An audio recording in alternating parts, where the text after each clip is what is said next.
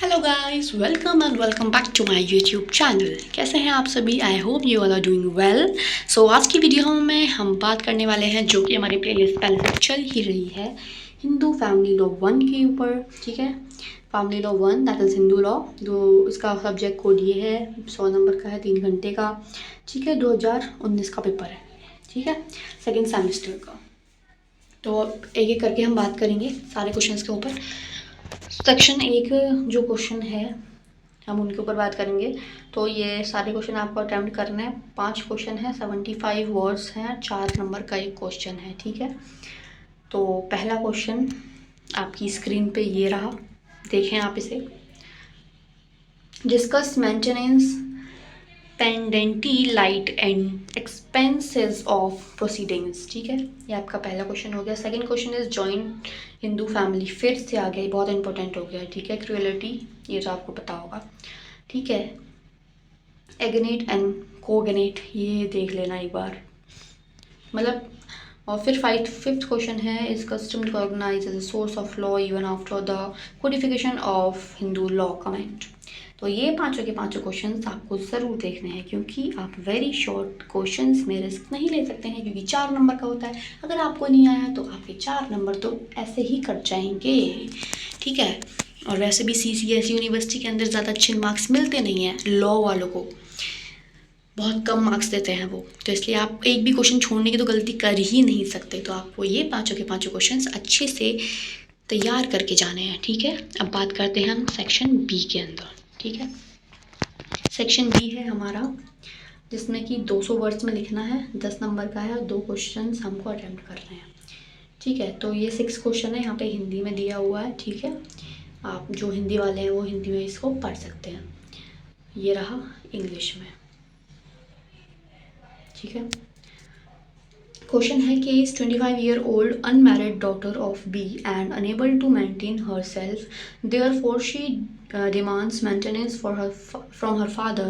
Can she maintenance under Hindu Adoption and Maintenance Act 1965? Explain. तो एक example दे रखा है आपको, उसके थ्रू आपसे ये हिंदू मेंटेनेंस एक्ट को पूछा है, नॉर्मल। बस इतना लंबा चौड़ा क्वेश्चन इसीलिए बनाया है कि आपसे ये पूछना है। 7th क्वेश्चन आपका ये रहा।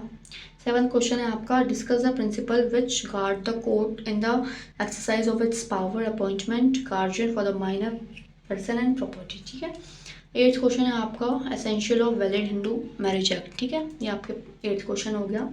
नाउ द सेक्शन सी के ऊपर हम बात करेंगे। तो 3 क्वेश्चन इसमें करने हैं। ठीक है, 20 नंबर का है, तो 20 नंबर मतलब 6 पेजेस तो आपको करने ही हैं। अगर आप इतने दिन से मेरी वीडियो देख रहे हैं तो आपको पता चल गया होगा कि सेक्शन सी में आपको 6 पेजेस करने ही हैं। अब आप 6 पेजेस अटैम्प्ट करोगे, उससे ज़्यादा भी कर सकते हो, लेकिन अगर 6 से कम कर रहे हो तो it will not worth for you. Okay, so 9th हो गया हमारा question, who are the entitled to share on partition under the. देखो ये फिर आ गया क्वेश्चन भाई, ये वर्ड देखते ही मेरे को भाई, मतलब ये आ गया दोबारा से। सारे क्वेश्चन पेपर में आया है भाई, ये सारे क्वेश्चन पेपर में, मतलब ये इम्पोर्टेंट हो गया। ठीक है, अब 10th के ऊपर बात करते हैं। 10th है हमारा, distinguish between the void and voidable marriages.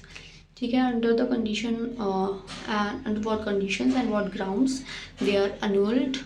Okay, children of such marriages legitimate, discuss. ठीक है, आपको इसके ऊपर क्वेश्चन को तैयार करना है। And the 11th question is on what specific ground a Hindu wife can file petition? Same question, again repeated. Okay, so you have to focus on that. So it is very important question, ये दोबारा आ चुका है। 12th question है ये भाई, दोबारा आ गया, very important question भाई, बहुत इंपॉर्टेंट है, तो ये आपको तैयार करना है। 13 क्वेश्चन है, name the difference remedies Hindu marriage act 1955, दोबारा से आ गया। इसमें ये पार्ट ए है और पार्ट बी भी दे रखा है इसमें। ठीक है, ये भी दे रखा है, ये भी पढ़ लेना ठीक से। Can a suit lie in the civil court for obtaining a decree for annulment, ये वाला आपको क्वेश्चन देख लेना है। तो इस तरह से आपका ये वाला पेपर भी कंप्लीट होता है।